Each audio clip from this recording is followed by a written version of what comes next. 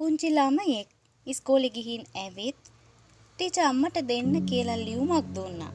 යයි පැවසුවා.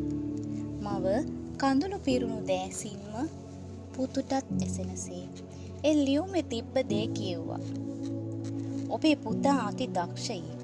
ඌට ඉගෙනීමට සුදුසු ගුරුවරු අප පාසලේ නැහැ. ඒ හින්දා ඔබම ඔහුට උගන්වන්න.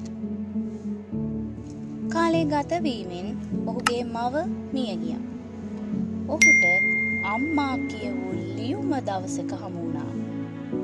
එහි තිබුණේ ඔබේ පුතා මන්ද මානසික දරුවෙක්. අපේ පාසලේ ඔබේ දරුවාට ඉඩක් නැහැ. ඉන්පසු මේ මිනිසා තම දිනපොතේ මෙසේ සටහනක් තබනවා. මානසික රෝගියෙකු වූ තෝමස් අල්වා එඩිසන් වීර මාතාවක් විසින් සියවසේ විශිෂ්ටතමයා බවට පත් කරන ලදී. ඉතින් ඔබත් හේතුවක් වන පරිචයට